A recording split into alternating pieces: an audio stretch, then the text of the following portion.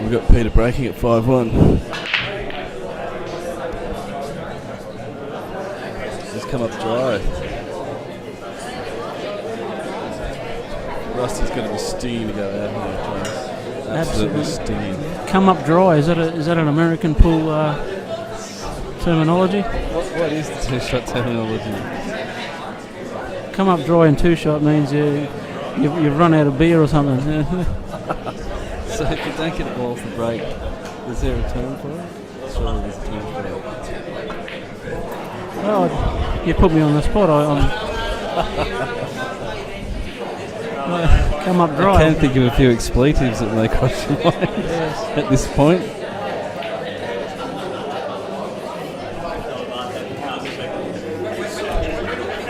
Well,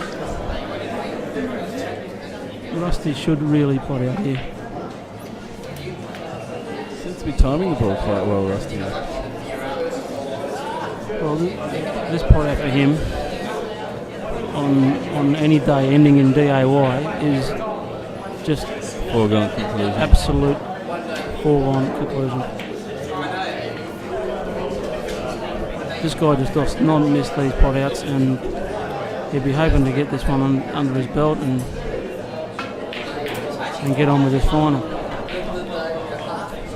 Got a nice bit of angle there. Yeah, for the black in the middle.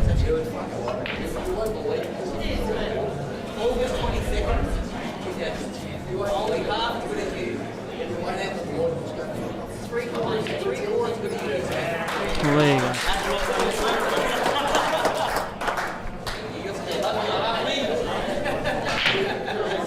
Scores 5-2.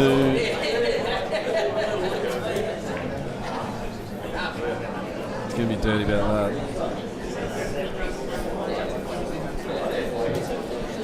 Yeah, the old blood nut's starting to sweat up a bit.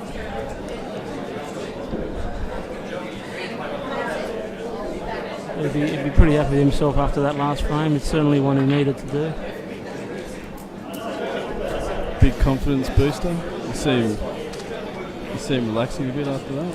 Yeah, it's just what he does. It just does it. Happens that often. It's expected from him. So the scoreline for him at the moment is probably a bit disappointing, but he'd be hoping to get an opportunity in this frame to continue his momentum. Is Rusty a specialist two-shot player? Does he play American 9-ball? Does he play snooker? Does he come from a junior snooker background? He seems to be quite a good cueist. Very good cueist. He doesn't come from any recognised junior background. He probably kicked around the pubs and clubs as a young fellow, but he started playing top level sort of after he was a senior, and he's a very good all-round player with snooker, 9-ball and the two-shot 8-ball. I believe he has one 9-ball title in Queensland. It's sort of like the Sean Budd of Queensland, as we call Ben Noonan's the Sean Budd of Victoria. Well, Sean Budd is absolute freak. He is an absolute freak, and very well respected by a lot of players throughout Australia and around the world. He certainly made his mark in all disciplines of the game. Well, Pete's done well here. Rolling this middle. Any problem with it in-off in the other middle pocket with a kiss on that yellow? Oh, there would be if he plays it at pace, but I don't think he needs to, just to run it in. And she's all over.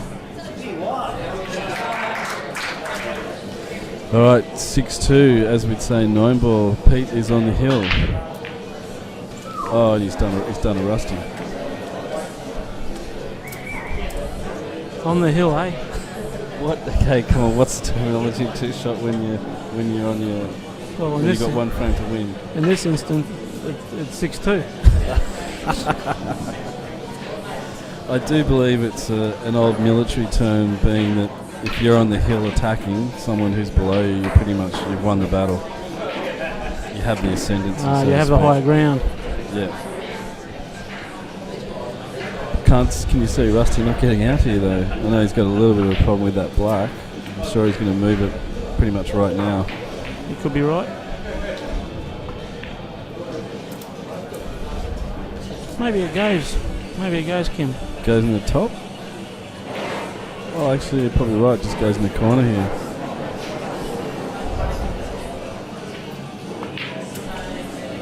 Well, that was a confident shot. Yeah, his attitude's changing.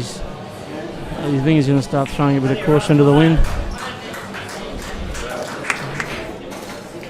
Okay, Rusty pretty much needs a bit of break here. Oh, he's going to be happy with that. Very happy. Rusty's away here. That was a very good break for him. And at the risk of cursing him again, in a matter of seconds, we're going to see a 6-4 scoreline. And doesn't seem to be the type of fella that lacks confidence, but and yet we've seen a big change in his approach in the last couple of frames. Oh, he knows. He knows that it's obviously only one frame, and he loses. But this is his game. So just do it, guy. Oh, absolutely. He's just going to have a red hot crack. He knows any miss now, any mistake, it's all over. So there's no use worrying about it. See any problems with this frame, Travis? He just needs to get back into position. Bad shot there. I've cursed him. So he's just expecting to hit that yellow a little bit thinner and come back down the table, I'm assuming. Yeah. As you say, they kind of pots him from anywhere. A little bit lucky with the lead. Could have been a lot worse for him.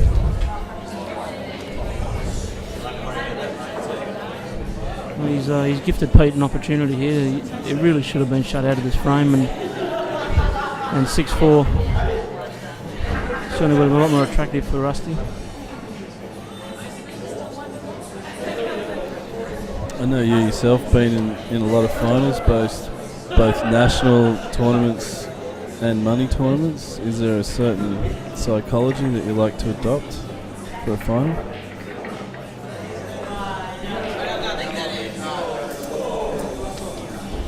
Well, certainly is. Obviously,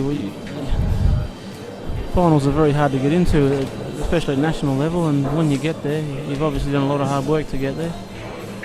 And so your state of mind would just be a product of that experience? I mean, I know, when you hear them talk about tennis players, they sort of don't like to peak too early in the tournament. Well, yeah, look, I've won 2 Australian titles, and in both occasions I certainly didn't peak. I didn't peak until probably 2/3 of the way through the tournament. You like to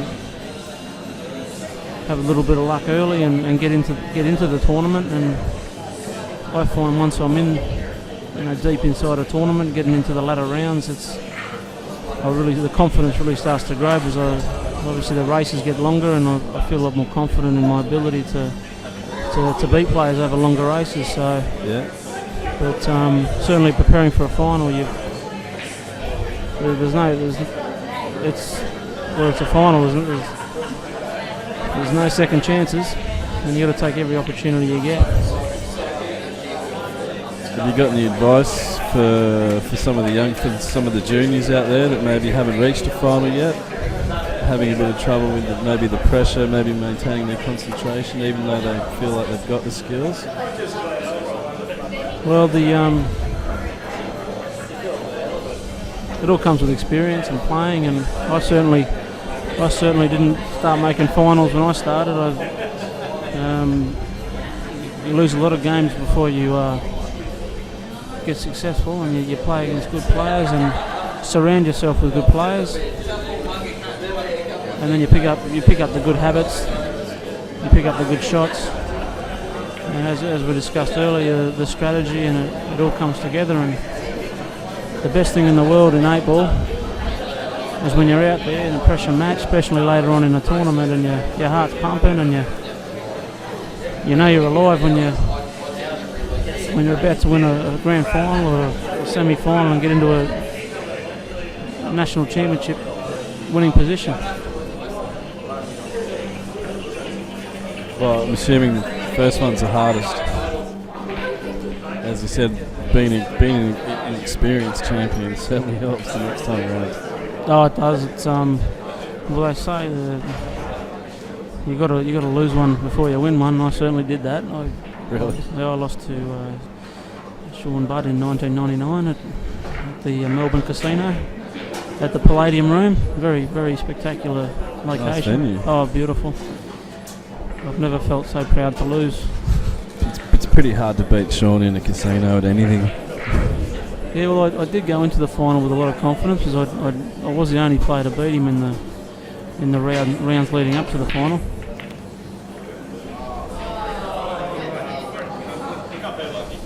But Sean quickly snubbed that confidence right out of me and put me away quite easily, 6-2 on that occasion. Really? I'm surprised at that score level. Although once Sean gets going, it can be a little immaterial. Well, very good player, as we've said. Certainly a legend of Qsports in this country. I actually had the pleasure of beating Sean recently, much to his surprise. Well, knowing Sean, I did break a pot out. It doesn't really matter who was playing, but he was as surprised as I was. That's one good thing about Sean. Look, it's easy to be a good winner, but he is a very, very good loser also. Yeah. On the rare occasion he does lose. That's correct. Now, back to our final. I've said it before, but Rusty is in a lot of trouble. I think he's going to try for the Hail Mary on this occasion. Oh, you think he's going to go off 2 cushions and try and put the other red? He needs... Oh, I don't know. Yeah, that shot's probably not on. He's going to try something peculiar here.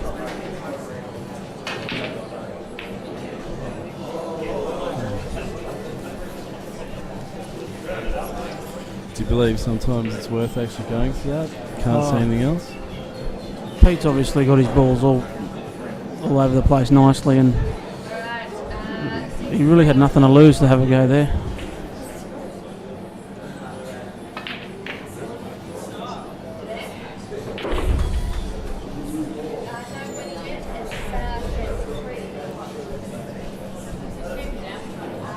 This could be his last shot, Kim.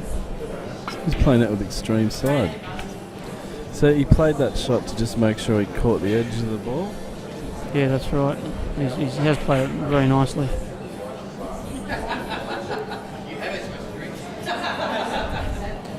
Very difficult shot here, but he's really got no alternative but to try and just run this along the cushion.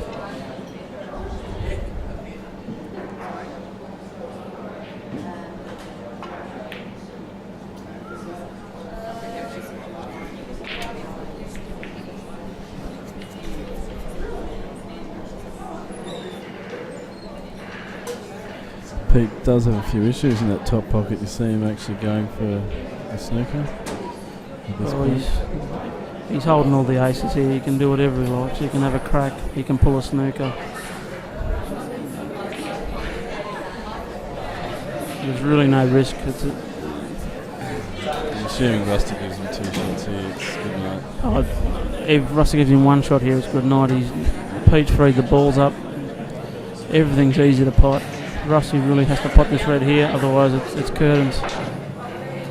And he's played a foul. He's caught the yellow ball with his cue on the way through, and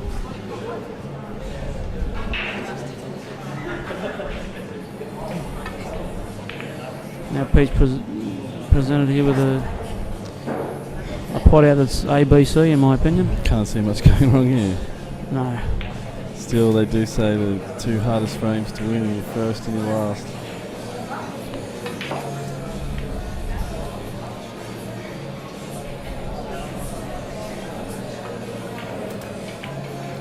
Gets a little bit harder to let go of the cue.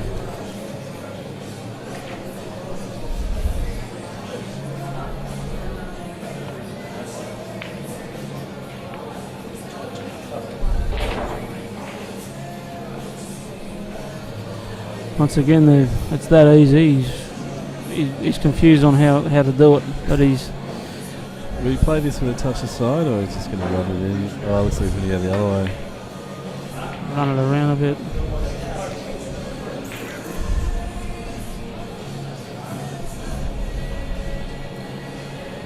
Might want to take a little bit of time with his shot, make sure he cues it well.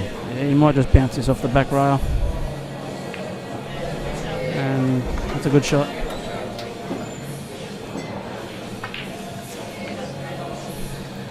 Oh, I think we've got a champion. The 2010 Qmasters 8-Ball Open Championship. Mr. Peter White, well done. Thank you, Travis. Thank you, Kim. It was a great match.